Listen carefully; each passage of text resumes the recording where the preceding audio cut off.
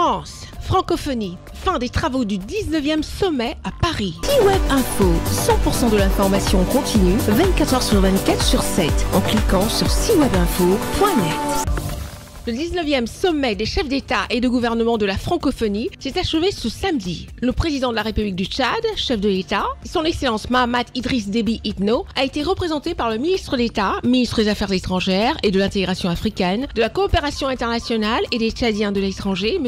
Abderrahmane Koulamala, lors des travaux qui ont eu lieu au Grand Palais de Paris. Dans ses résolutions sur les situations de crise, de sortie de crise et de consolidation de la paix dans l'espace francophone, la séance du huis clos des dirigeants des pays membres a salué le retour à l'ordre constitutionnel au Tchad, tout en réitérant sa disponibilité à poursuivre son appui en faveur de la consolidation de la paix et de la démocratie. Après Villiers-Cotterêts hier, Paris a pris le relais pour la seconde journée des travaux du 19e sommet des chefs d'État et de gouvernement de la francophonie. Au cours de la séquence plus axée sur les thématiques du sommet, les délégations des pays membres ont notamment examiné le rapport de la 45e session de la conférence ministérielle et celui des activités de la secrétaire générale de la francophonie. Une communication de l'Assemblée parlementaire de la francophonie sur le thème du sommet a été faite. La séance plénière à laquelle le président de la République du Tchad, son Excellence Mahamat Idriss Déby Itno, a été représenté par le ministre d'État, ministre des Affaires étrangères, de l'intégration africaine, de la coopération internationale et des Tchadiens de l'étranger,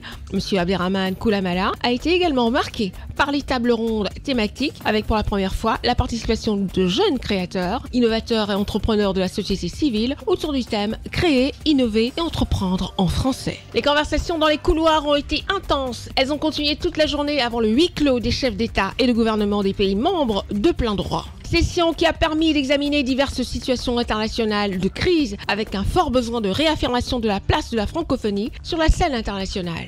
La plus haute instance de l'OIF a ainsi pris des résolutions sur les situations de crise, de sortie de crise et de consolidation de la paix dans l'espace francophone, réaffirmant l'attachement de l'organisation aux valeurs de paix et de solidarité, aux droits et libertés fondamentaux, ainsi qu'aux principes universels du droit international. Elle a déploré les désastreuses répercussions des conflits sur de nombreux États et gouvernements membres. Les dirigeants ont réaffirmé également leur détermination à prévenir les situations de crise et de conflit et à contribuer à leur règlement pacifique ainsi que de préserver la paix, la démocratie et le respect des droits humains, favoriser le développement durable des États et garantir le bien-être des populations. La situation de plusieurs États membres passés au crible au cours de cette session a amené les dirigeants à se prononcer sur la bonne conduite du processus politique au Tchad. Prenant bonne note de l'adoption d'une nouvelle constitution en décembre 2023, suivie de la tenue de l'élection présidentielle du 6 mai dernier et saluant la décision de tenir les élections législatives, provinciales et communales en décembre prochain comme dernière étape du processus de transition sous la conduite éclairée du président de la République du Tchad, chef de l'État,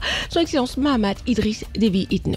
L'action de la secrétaire générale dans l'accompagnement du processus de transition au Tchad a été exaltée. Mieux, l'OIF a réitéré sa disponibilité à poursuivre son appui en faveur de la consolidation de la paix et de la démocratie. Membre important qui milite pour garder son territoire stable dans une région qui connaît des bouleversements atteignant une certaine gravité, le Tchad est félicité pour ses efforts en faveur de la résolution de la crise au Soudan ainsi que son rôle humanitaire majeur dans l'accueil et la protection des réfugiés. Le 19e sommet de la francophonie se referme ainsi sur une note d'espoir et promet d'être un moment charnier pour l'organisation, laissant entrevoir un avenir prometteur où la francophonie, forte de sa diversité, s'affirme comme une actrice incontournable des défis globaux. Retrouvez toute l'actualité afro-mondiale en ligne et en multidiffusion sur C-Web Info et plateformes digitales Facebook, YouTube, Instagram et en simultané sur Radio Voltage 2.